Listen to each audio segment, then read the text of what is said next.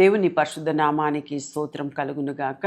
ఈ దినముకైన దేవుని వాక్యము కీర్తనల గ్రంథం 35:18 మనం చూసినట్లయితే, అప్పుడు మహా సమాజములో నేను నిన్ను స్తుతించెదను, బహుజనముల్లో నిన్ను స్తుతించెదను. ఇక్కడ అప్పుడు అని రాయబడి ఉంది. అంటే ఎప్పుడు? మహాసమాజంలో నిన్ను నేను స్తుతించెదను, బహుజనములో నిన్ను స్తుతించెదను అని రాయబడి ఉంది. అంటే మహాజనంలో నేను స్తుతిస్తాను, ఇంకా బహుజనంలో నేను స్తుతిస్తాను. ఎప్పుడు? అప్పుడు అని రాస్తే ఎప్పుడు అని మనం తెలుసుకోవాలంటే దానికి ముందు ఉన్న వచనం చూడాలి. 17వ వచనంలో చూస్తే, ప్రభువా నీవెన్నాళ్ళు చూచుచు ఊరుకుందువు. ఆయన ప్రార్థన చేస్తున్నాడు. ఎన్నాళ్ళు చూసి నువ్వు ఊరుకుంటావు ప్రభువా? వారు నాశనము చేయకుండా నా ప్రాణమును రక్షించుము. This is a prayer. అంటే ఒక ప్రేయర్ చేస్తున్నాడు. ప్రభువా నన్ను నాశనం చేయడానికి కోరుతున్నారు, నీవెన్నాళ్ళు చూచుచున్నావు ప్రభువా? వారు నాశనం చేయకుండా నా ప్రాణమును రక్షించు. అంటే ఎవరో వారిని నాశనం చేయడానికి. అంటే ఒకవేళ ఆ కీర్తన అంతా చదివి ఆ సందర్భం మనం చదివితే, హిస్టరీ చదివితే మనకు తెలిసేమో. అక్కడ రాయబడి ఉంది, రక్షించుము, ప్రాణమును రక్షించుము, నా ప్రాణమును సింహముల నోట నుండి విడిపించుము. అక్కడ ఏ సింహము లేదు, మనుషుల గురించి అక్కడ చెప్తున్నాడు ఈ కీర్తనకారుడు. అంటే మనం చూస్తున్నాము ఈరోజు కూడా సింహము వలె ఎవరిని మృంగివేయుదుమా అని చెప్పి కనిపెడుతున్న మనుషులు ఈ రోజులో కూడా ఉన్నారు. అంటే మీ జీవితంలో కూడా ఉండవచ్చు. మీ జీవితంలో కూడా ప్రజలు కొందరు అంటే వీడు ఎప్పుడు నాశనం అయిపోతాడు, వీడు ఎప్పుడు పాడైపోతాడు, వీడెప్పుడు ఇదైపోతాడు అదైపోతాడు అని చెప్పి సొంత అన్న తమ్ముళ్ళలోనే ఇవన్నీ ఉన్నాయండి. ఉన్నాయి, ఈ రోజుల్లో కూడా ఉన్నాయి, కుటుంబాల్లో ఉన్నాయి. అటువంటి దినాల్లో మనం జీవిస్తున్నాం.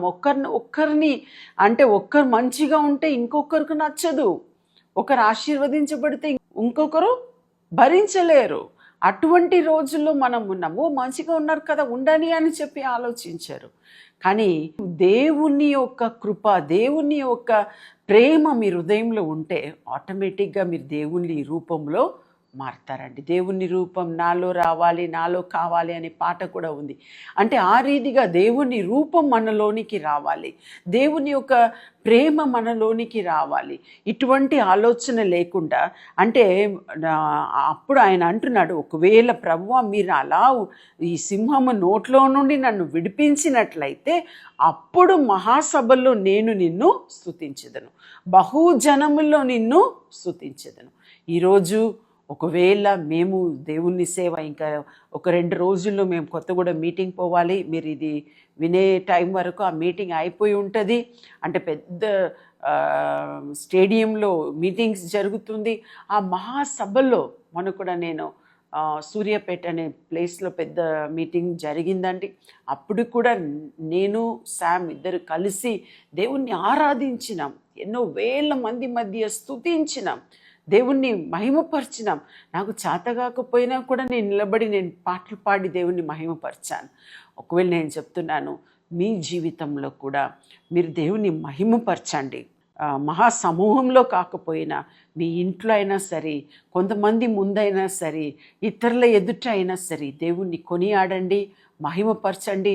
ఆయన మీతో ఉంటాడు, యుగ సమాప్తి వరకు మీతో ఉంటానని సెలవిచ్చిన దేవుడు ఆయన మీతో ఉంటాడు. మీ జీవితంలో ఆయన గొప్ప కార్యంను తప్పకుండా చేస్తాడు. ప్రార్థన చేసుకుందాం. ప్రభువా నీకే స్తోత్రం చెల్లిస్తున్నాను. ఈ సమయంలో ప్రత్యేకంగా ప్రభువా తండ్రి, ఎవరెవరు ప్రభువా నిన్ను స్తుతిస్తూ ఉన్నారో, మహాసమూహంలో మహాసమూహములో నిన్ను వారు స్తుతించుచున్నారో, బహుజనములో నిన్ను స్తుతించుచున్నారో ప్రభువా, వారిని ప్రభువా మీరు హెచ్చించమని, వారిని బలపరచమని, వారికి దీర్ఘాయుషు దయచేయమని, వారికి మంచి ఆరోగ్యం దయచేయమని ప్రభువా, వారిని ఇతరుల ఎదుట ప్రభువా ఎవరెవరు వారిని నిందిస్తున్నారో, ఎవరెవరు వారిని ప్రభువా కించపరుస్తున్నారో వారి ఎదుట వారిని హెచ్చించమని ప్రార్థిస్తున్నాను తండ్రి. ప్రభువా నీకు సమస్తము సాధ్యం తండ్రి. నీ చేతికి వారిని అప్పగిస్తున్నాను ప్రభువా, వారిని దీవించమని, ఆశీర్వదించమని, నీ చేతికి ప్రతి ఒక్కరిని అప్పగిస్తూ ప్రభువా దీవించమని యేసు నామములో అడిగి ప్రార్థిస్తున్నాము మా తండ్రి. ఆమెన్. హాయ్, ఈ వీడియో ద్వారా మీరు దీవించబడినట్లయితే మరి తప్పకుండా లైక్ చేయండి, తెలిసిన వారికి ఈ వీడియోని షేర్ చేయడానికి మర్చిపోకండి. ఇంకా మరి వీడియోల కొరకు సబ్స్క్రైబ్ చేయడానికి మర్చిపోకండి. ప్రభు మిమ్మల్ని దీవించును గాక. See you soon. God bless you. యేసయ్యా నీ కృపకై